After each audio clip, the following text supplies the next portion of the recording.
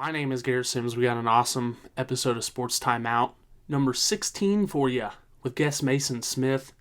Lots of great stuff we're going to talk about. We got some good Oak Grove basketball action. We got some Wellington-Napoleon, Odessa, Richmond Classic. We got some Odessa wrestling at the Invitational, Odessa Invitational. Lots of great stuff to talk about. So with that being said, let's get into it right now. Here we are. We're back for another week. It's episode 16. It's our weekly roundup. We got some winter sports for you. Kory's back with me again. How you feeling after a little sick flu Yeah, I'm game? feeling better. You said episode 16. I'm shocked at that. That's awesome. Congratulations to you for doing that. That's very, very cool. Never thought I'd be a part of 16 podcasts, let alone one. So here's hoping for 17, right? Crossed our fingers. I'm feeling better. Thanks for asking. Oh, that's good. I mean, I caught a little, actually funny story. Wednesday, I felt something coming on. Thursday and Friday, I'm out sick. So, I'm not saying you had anything to do with it. I don't want to point the fingers, because there were a lot of sickness going around. And hopefully we start feeling better soon, because there was a sickness going around, Kory. Yeah, I'm ready for some heat. Let's get some sun up. Let's get the temperature up. Sick of the cold. Well, if you want some heat, Philip NATO, Aaron Reeves. I mean, my goodness, off the top of my head, I think it was 47 points they combined for. Yeah. On top of that, NATO combines for, I think, 33 of that. 33, 34. Yep. My goodness. I mean, I couldn't imagine me ever scoring 2 points in a basketball game, let alone 33. But he's playing some good. Philip NATO is a name that keeps coming up, but playing some good basketball. Yeah, he's a good basketball player. I mean, basketball is his sport. He's a big point guard, 6'5", 6'6". His mom and dad might say 6'7". I have no idea. Might what it says on his huddle account. I have no idea. But he's a tall kid, ball handler, can shoot. Aaron Reeves went for the other 14 points in that 47-point duo, senior guard. NATO's a junior, so I mean, good quality guard play. Obviously, going on the road and beating St. Paul Lutheran, which is honestly never easy. They usually have some pretty good little players over there in the I-70 Conference school in Concordia. So good win for them, well-deserved, and hopefully they can keep that rolling. Hopefully they can. I was just taken back at how great of basketball they've been playing. Even Aaron Reeves, and not to spoil it or anything like that, he got Pizza Hut Player of the Week this week for the paper. So, I mean, you just want to congratulate boys playing good basketball. Yep, for sure.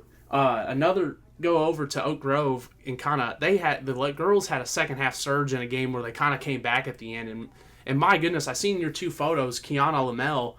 Oh my goodness! I mean, she is a defensive monster. Yeah, get out of my lane. Pretty much was that play. That was those two pictures, which go pick up your copy of the Focus and the Odessa this week. But those two pictures, that was on one possession. So I mean, she rejected one shot. I believe the ball went to another St. Paul Lutheran player, and that girl fired up a shot. I mean, those two rejections happened within about 7 seconds of each other, and she came away with a big smile on her face and high fives from her teammates. So yeah, that was pretty cool. It was just an awesome photo to look at, and I'm excited to maybe get out there once districts start rolling around and seeing them get into some action. Yeah. But they didn't play great in the first half, Oak Grove against St. Paul. They really relied on the outside shot and just couldn't get them to fall. I think they were down a point at halftime, and then just went on a rampage, honestly, in the second half and got the ball inside, kind of worked inside out the way Coach Wheeler talked about it. Got to the line, got some easy buckets, and they just started rolling. So good win for them as well. I love resilient teams, and heck, congratulations to them for that one, because sometimes, you get caught up in you fall behind, you get behind, and it's hard to sometimes get back to playing your best basketball, especially when one half hasn't been it. Yeah. That next half can be like, well, do you throw it away? Do you try to get back to it? And just a big congrats to them. Yeah. They got it back to what they knew how to do. A big thing this weekend was Wellington and Odessa went over to the Richmond Classic. Yep. What a fantastic tournament to go and do. I think Odessa both finished third. Correct. And then, so Wellington finished sixth, and the boys finished fifth. Correct. What an outstanding tournament. And I think these teams are going to come in no matter what happens. They're going to learn a lot from it. Obviously, Wellington didn't necessarily do as well as they probably wanted to. But once again, it comes back to learning and growth and all these type of things. You're facing some of the better teams in this thing. Yeah. Especially when you're going to Richmond. They're a pretty stout program all the way around, no matter what they do. So, I mean, you just got really good teams. And kudos to each team for placing where they did, but even more Odessa getting third. Yeah, I mean, and I'll swing it back to Wellington girls. I mean, they faced some pretty stout competition. Faced Odessa, Lawson, which were the 2 and 3 seed in the tournament, and then faced Cameron, I think, for 6th.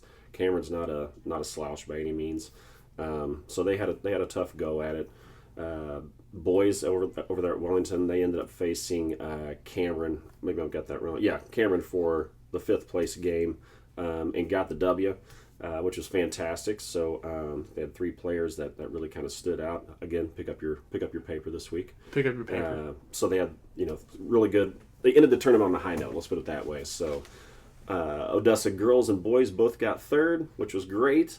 I know Charlie Adams hit a 3-pointer at the buzzer, kind of sidestepped her defender, kind of shook her, got a good look from 3, and it caught iron. She got a great bounce, and it went in basically as the clock hit 0 for 3rd, beating University Academy in that game.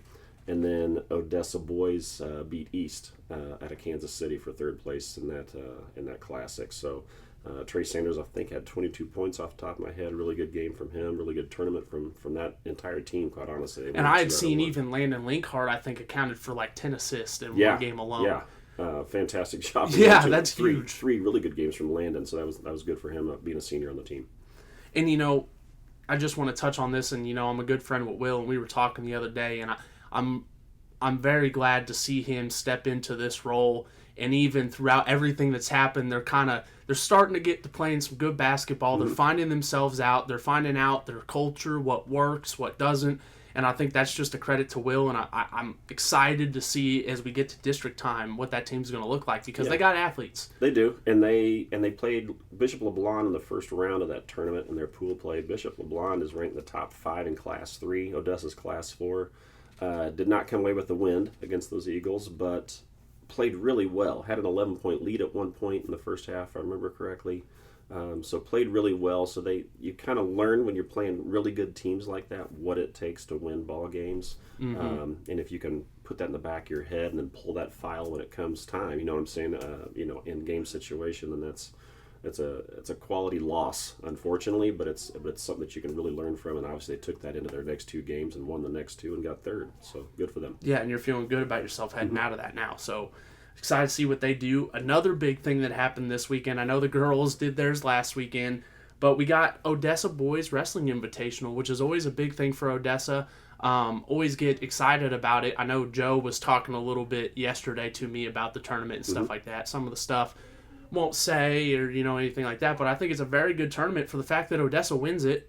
Gets to really put a bunch of wrestlers out there because I know even some JV ones. I think it was Makai Smalley ends up wrestling Brady Jones. Yeah. What's a better way than iron sharpens iron than your JV guy going against your varsity guy? Correct. Yeah. No, it was a good win for the Odessa Bulldogs in that one, and I mean, what you want to win your home invitational. Yeah, obviously. You do. And they did. I think they had 6 champs on the day, so and they threw 13 wrestlers out there out of the 14 weight classes, if I remember right. So yeah, good stuff. And they scored 185 points to win that tournament. Yeah. I think the next closest was Marceline with 120. So that's a very dominant win per se.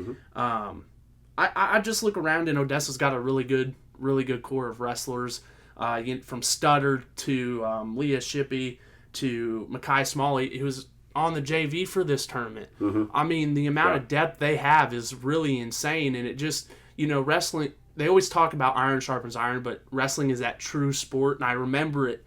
I remember the sign hanging in the back of the wrestling room for the longest time. Still there, baby. Oh, that doesn't shock me. Yeah. But that just goes in my head. That's what automatically comes up when you're thinking about Odessa Invitational and you get all these different types of guys and stuff like that. And it's just, how cool is it to go to the flip side for some of these JV guys who may not see action and they're getting to wrestle some pretty good opponents. Yeah, I mean, honestly, the wrestling room at Odessa right now is probably some of the stiffest competition that anybody's going to face, quite honestly, across the state.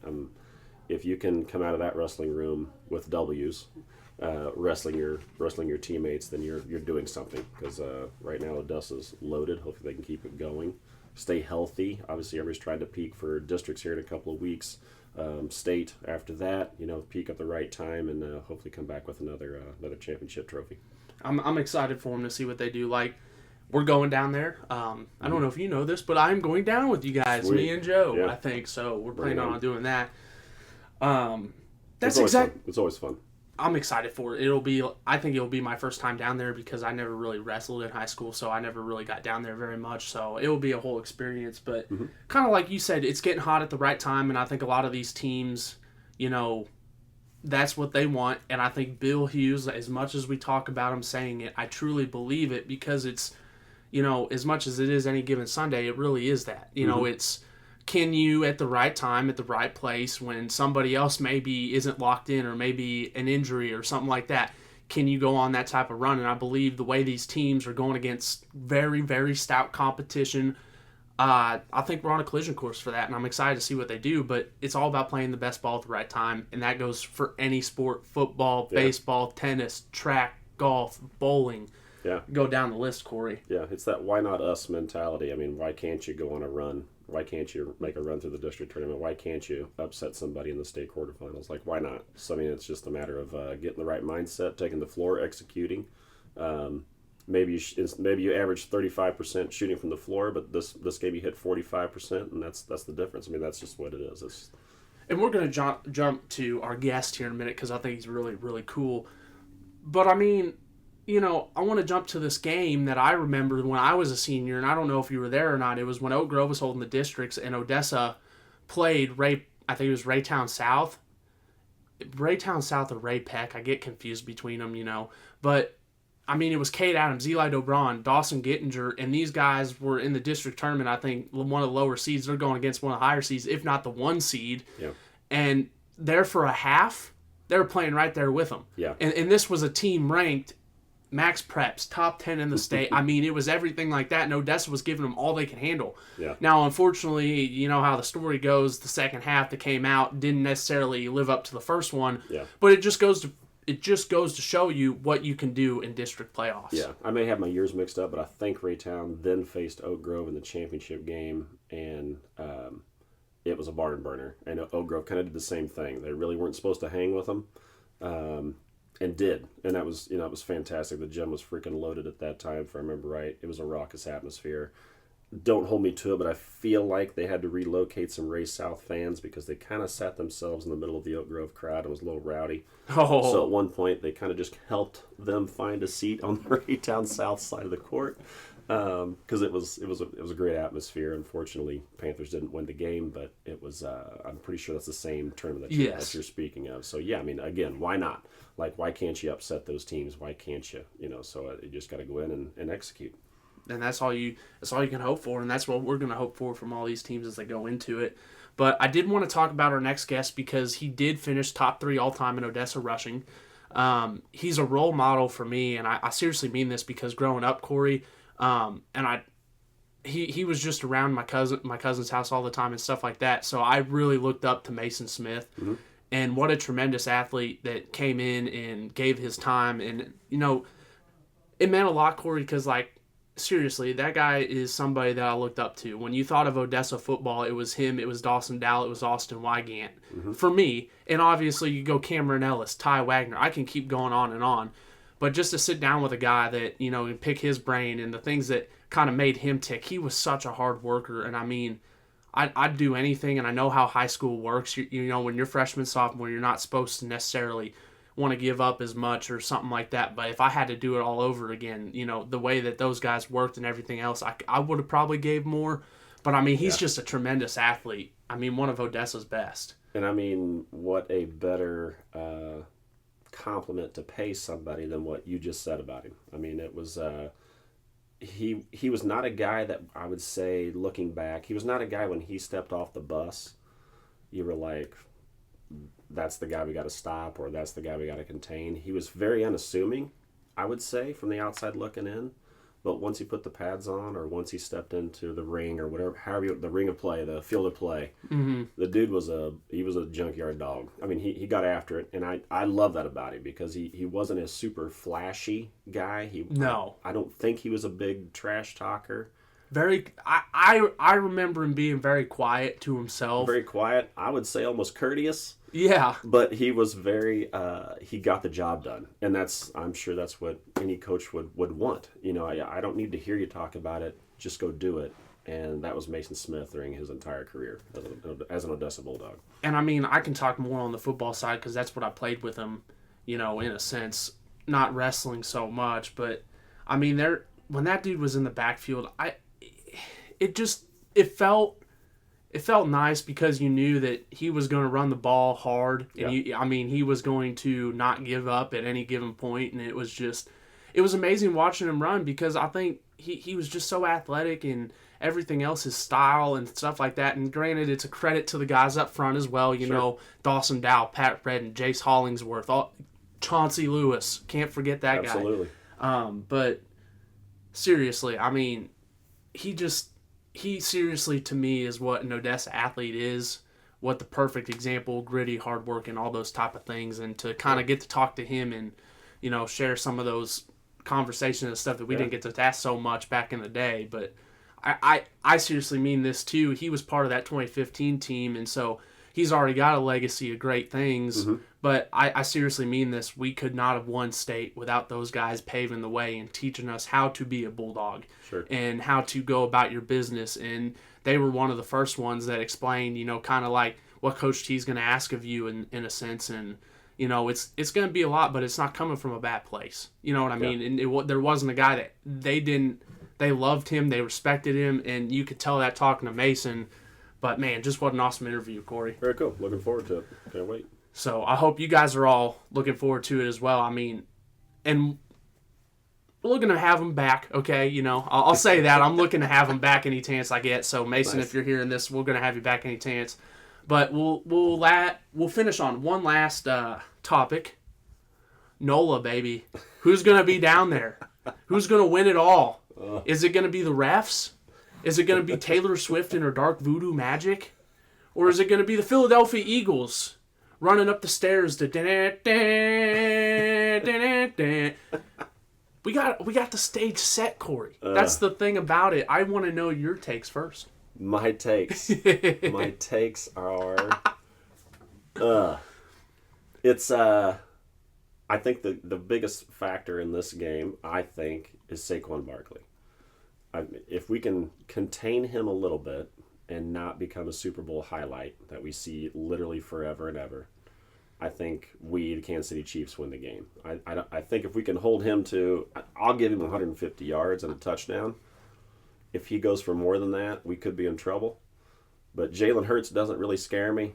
No. Honestly, the Philadelphia Eagles defense, I know they're ranked, first or second in the NFL. I know they're supposed to scare me. They really don't. No, not as much as you would think. I mean, a couple of years ago we played the Eagles in the Super Bowl. Their defense was stout, and we owned them in the second half. Yeah. You know what I mean? So, I mean, they don't scare me. Saquon Barkley scares me. We have to contain him. Because he can take over the game. He can dominate the game, and that's what I said. I've been telling people this, but if they had Saquon Barkley a couple of years ago, I think it's an entirely different story in a sense. Yeah. But I don't know. I really what's got me so confident is you just see Sean McDermott, a great coach. I mean, obviously, I think if it wasn't for Andy Reid and Patrick Mahomes, they would have a Super Bowl by now. Don't get me wrong. Sean McDermott's a great coach. Andy Reid outcoached him in circles in that AFC Championship.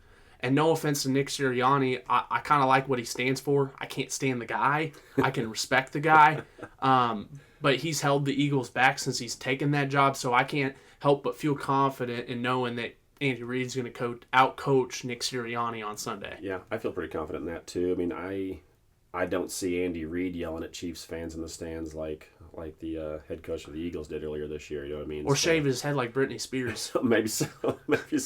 Whatever voodoo magic you have to conjure. I guess that's fine. But yeah, that I feel like Andy Reid's got the I would say decisive edge there. But I have to go back to Saquon, man. If Yeah. they can run the football, then the clock runs. It keeps the football out of Patrick Mahomes' hands. Like, it just shortens the game. Like, And do you any of those think things. the Chiefs' offense, and that's kind of the thing, can the Chiefs' offense be explosive enough for one game to necessarily counteract that? So say you can't stop Saquon Barkley, he's running all over your defense. Could they go 1 or 2 play, 3 play drives? Because, you really haven't seen that too much. I don't know. I think it's going to be a no-holds bar. I think the Eagles are going to give the Chiefs all they can handle, and I think the Chiefs are going to give the Eagles all they can handle. Yeah. And I think it's going to be a 3-point game. Hell, we might even go to overtime again. Yeah. It's going to be a bar fight. I mean, I don't feel like it's going to be – I don't think it's going to be 48-42 or something like that. I think 27-20 is kind of where I'm hanging. I could see 30-27. Yeah. I I think Kansas City can hang with them offensively. I think if they have to explode, then I think they have the capability of exploding.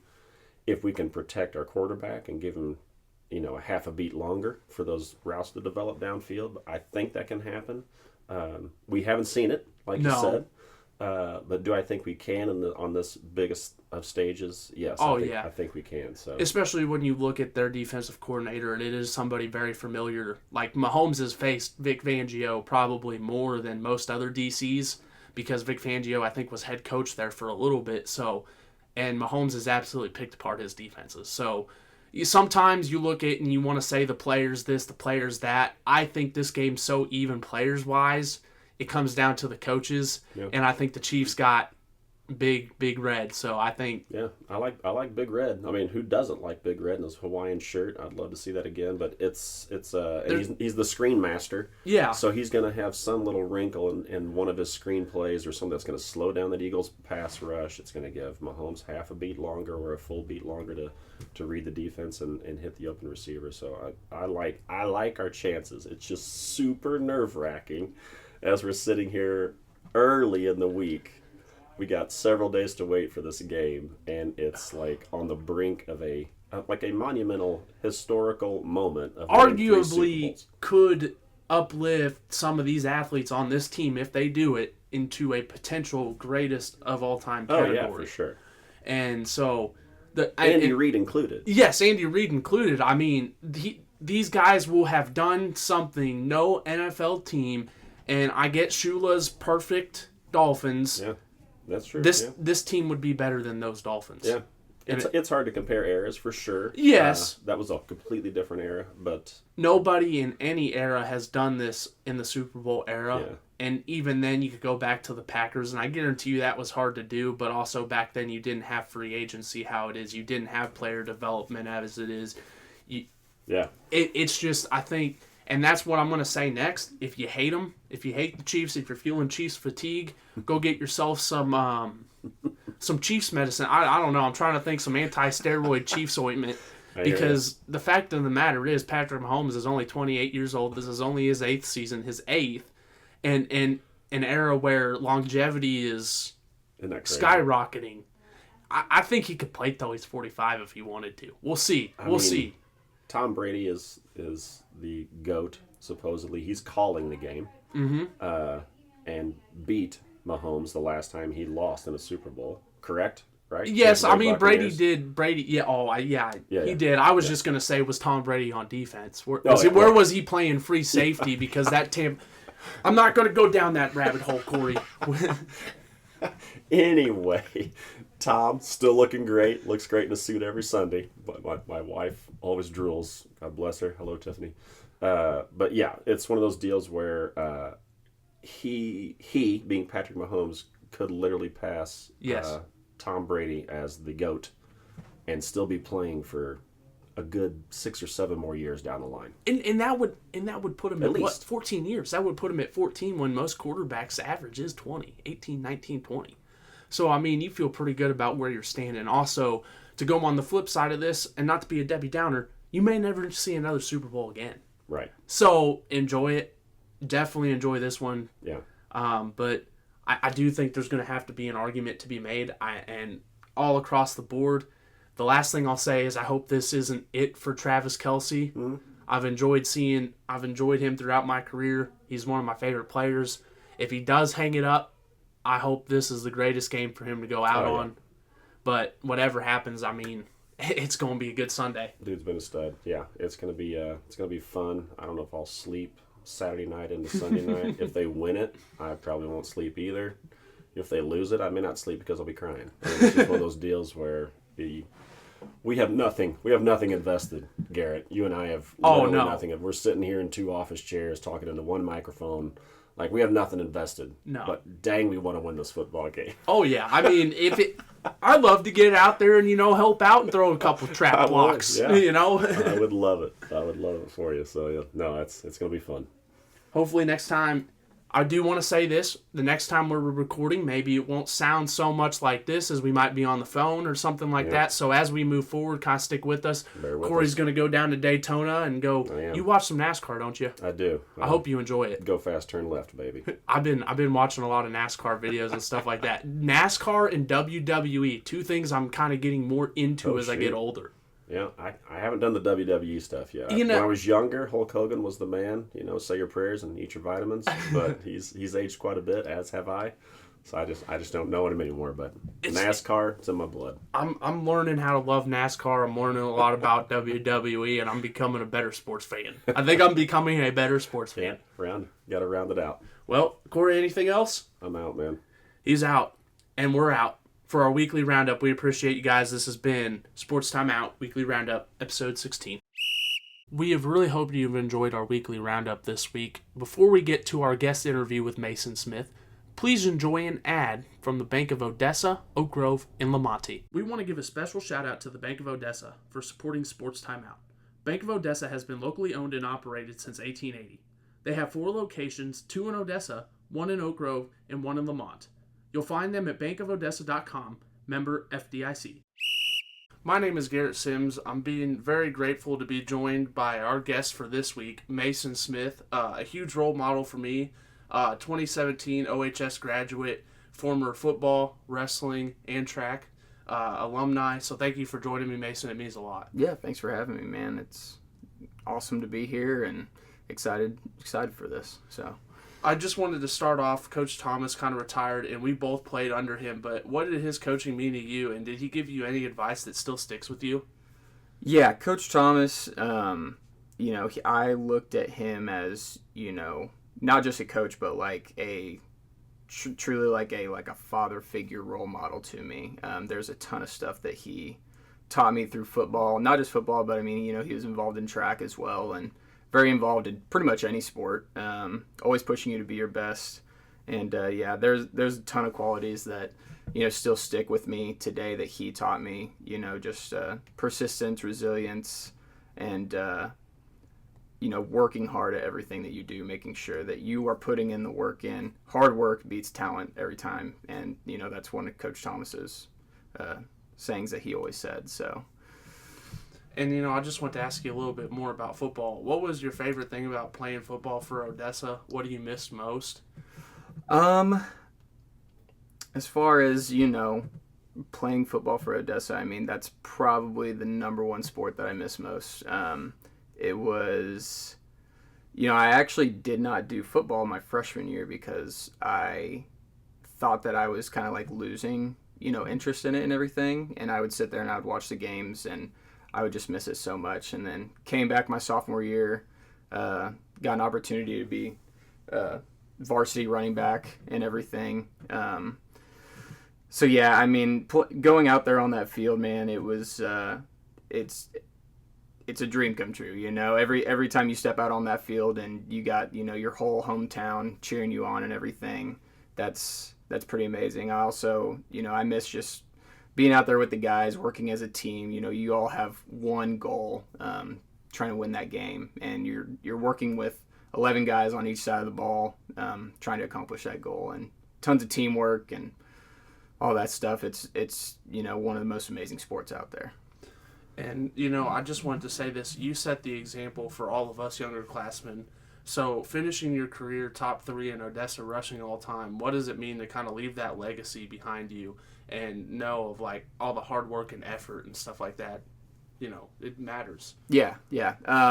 It's funny that you asked that because I didn't even know that. I didn't know I was top 3 rushing all time. But, that's truly, I mean, that's awesome, man. And that's not just a award for me. That's an award for all the offensive linemen that were, blocking for me and everything. I mean, they deserve the credit for that too. I was fortunate enough to have some amazing offensive linemen. I mean, you can go in the high school and see how many all-state people we had back then. It was awesome, man. And I was just truly blessed to be, running behind those guys. That's awesome. And I just wanted to kind of ask you, the transition, we're going to kind of go to wrestling season. For you, from football to wrestling season, what was that like? And can you describe how you kind of flipped the switch? Yeah. Going from football to wrestling season, it was always kind of tough, I mean, you're all beat up pretty much every time from football. And you get beat up from wrestling too, but I feel like they're different, completely different. You're bruised from hard hits, and I've had shoulders dislocated, fingers dislocated, and that kind of stuff doesn't happen a lot in wrestling. It's more of, beating on the forehead and, burns, mat burns, all that kind of stuff. So just trying to recover from, football going into wrestling. I think it takes about 2 weeks to a month to fully get into that like wrestling mode, and especially wrestling shape. There's nothing like wrestling shape, so it was always a tough transition, but we always made it work. Yes, sir. Yeah. And I just wanted to ask you, what did you love about wrestling, and what do you miss the most? Oh man, wrestling is something that I still keep up with, having a little sister in it and everything. So what I love about wrestling, man, is it is one of the only sports where it's just you. It's you against someone else. You can't rely on anyone else. If you make a mistake, you're going to know it. And so wrestling teaches a lot of accountability, about yourself. That's one of the things I love about it, and how much character you build through, the training. There's lots of long days, I'm sure I mean, you got 2-a-days in the middle of the winter where you're going up there, you're running with Coach Gross in the hallways and stuff, and then after school you're practicing. But yeah, man, I mean, it just teaches you a lot, man. I could go on and on about it, but the one that sticks out to me the most would be, just like the hard work that you put in, and just seeing it, pay off on the mat. And, I'll ask you that, with all the hard work and effort, what was probably the most memorable match for you or tournament in your high school? Was there any match that you may have worked hard for or extra harder for? Yeah, it's funny that you asked that. My most memorable high school match is actually a loss. And it's because I went into this match. The guy's name was Olin Bratton. At the time, he was a senior, and he was, I believe, a 2-time state champion. And he was from Pleasant Hill. I was wrestling him at MRVC. And I just told myself, I said, I'm not going to worry about his past. I'm not going to focus on the records. I'm just going to go out there and wrestle my match. And I wrestled him and he won by a decision. It was 10-6. And that just kind of kicked my wrestling into another gear, knowing what I was capable of wrestling, a top-notch wrestler like that, and just holding him, to a 10-6 match. And I had like a really good takedown on him. I remember it to this day. I was stoked about, how that match went and everything. So yeah, that's my most memorable match. That's awesome. And was there any specific rival, any team that kind of pushed you, or was it kind of with that? It's funny.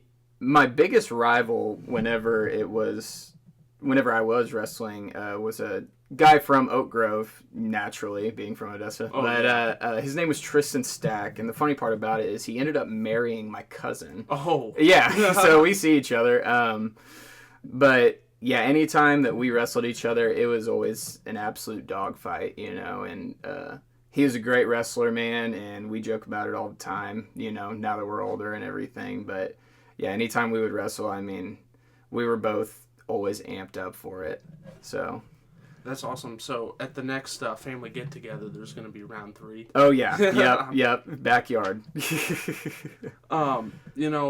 And we'll kind of flip, and I just wanted to ask you, what were maybe some of your biggest accomplishments in football or in wrestling or anything like that? Yeah, accomplishment wise, I mean, just like all together in high school. Some of my best accomplishments, first team All-State running back. I was super excited to get that. And that was our senior year, in the way that a state that they can turn in the nominees for that is based on how many playoff games. Well, we only made it to one playoff game that year, so unfortunately only two of us got nominated. It was me and Dawson Dow, and we both got first team All-State. I surely believe that if we had more nominations, we would have had a ton more. But that's what Coach Thomas picked and everything. So, and then another one, obviously, going to the state championship junior year. That was super memorable, even though we didn't come out with the win. I can remember that game like it was yesterday. So, yeah. That's awesome, man. I remember that game because we all traveled down, and it was just a cool experience. Oh, so cool. To see you guys do that was just awesome. And right. I think that was the last time that Odessa was, because they stopped doing it in that dome. Mm-hmm. They're doing it at Columbia now, I believe. Is that right? Yeah. It was amazing because I don't want to side note or take away from the interview, but I was amazed at how bad that stadium was. Like, they had bleachers and stuff like that. Oh, my gosh. It was crazy. I wasn't even in the locker room. Oh, goodness. We'll kind of switch back over to wrestling a little bit. And how did wrestling shape your overall high school experience? Or even I'll throw in football for that matter. Or sports. Yeah. Sports in general, man. I think they were... this might sound bad, but, that was like everything to me in high school. Schooling and all that. I wasn't like a bad student or anything. I had pretty much A's all across the board. But, it's not like I was looking forward to going to school. I was looking forward to practice. I was looking forward to the games.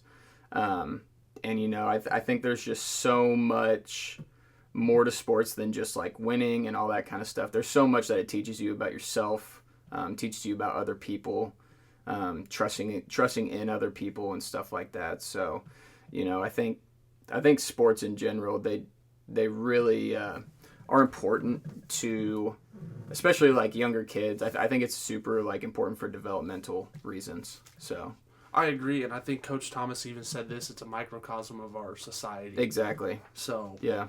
How did your coaches kind of influence your development as an athlete, as a wrestler, or as a person?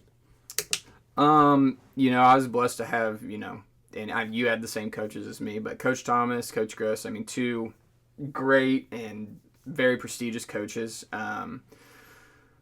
The way that they have shaped me as a person, I talk to Coach Gross, I talk to Coach Thomas, anytime I see them. Me and Coach Gross have talked on Facebook, stuff like that, because now he's at St. Pius and everything. But they just kind of paved the way and showed what it is to be a man, and how to going forward, looking into the future and everything, how to be a good coach. It's something I want to do in the future and stuff like that. So.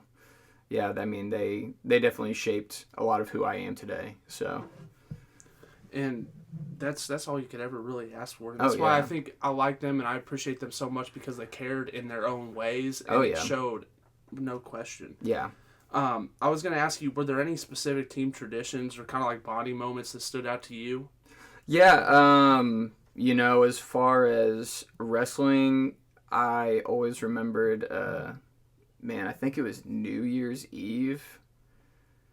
It was either New Year's Eve or just, a random date that Coach Gross would pick. But he would, have everyone bring in, like, TVs and video games and stuff. And everyone would stay in the wrestling room all night and play that. That was so much fun, man. And, you'd play stuff like slap match, sharks and minnows, stuff like that overnight. That was so much fun. And then, of course, for football, I always enjoyed the Thursday night dinners that they did as a team. That was special, and being able to sit down, laugh, and have a good time with the guys that you're about to go to war with the night before. That's awesome. So. And I'll just ask you, do you still follow sports, stay involved? I know you said something about coaching and your little sister, so yeah. How do you stay involved? Well, so Wiley, she's a junior in high school, and she's doing super well. She's like we were talking, before we started this, she's doing so much better than I was in high school. Last year she went to state, went 1-2, and that was just as a sophomore. So I firmly believe that she can make it to the state championship this year. So I have a lot of belief in her and everything. We work on stuff like track stuff. We work on wrestling stuff in the off season. Anytime that I can make it to her matches, I'm going to, and we'll watch her matches and try and dissect them and everything, what she needs to work on. As far as the future goes, I do plan on being a coach for Little League football and Little League wrestling once my 4-month-old son is of age and That's everything. awesome. Yeah, so probably donate a lot of years into that once that time comes. So That's awesome. And Mason, that's all I had for you. So if there's anything else you want to say. no, man, I appreciate you for interviewing me, and this is awesome, man, and thank you. Thank you so much for joining me. That's been Mason Smith. Thank you for the interview, man. Me and Kory have hope you've enjoyed Sports Time Out, episode 16 with guest Mason Smith. Thank you again to Mason for coming in. It meant a lot to me, and it was a great interview. Also, make sure you're picking up your copy of The Odessan to get all the news in Odessa, as well as Kory's sports photography and the other stories that we're not mentioning on the podcast. I think that's it in terms of Sports Time Out, episode 16. We'll catch you next week.